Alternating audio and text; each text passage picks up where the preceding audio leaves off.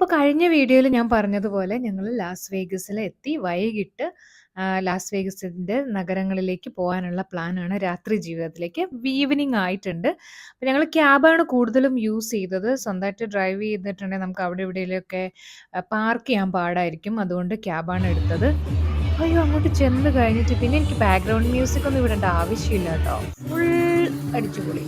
Full style. എൻ്റെ അമ്മോ! കൊതി തീരില്ല. ആകാശവും ഭൂമിയും തമ്മിൽ തിരിച്ചറിയാൻ പറ്റുന്നില്ല. അതുപോലെയാണ് ഗ്രാഫിക്സ് ഒക്കെ.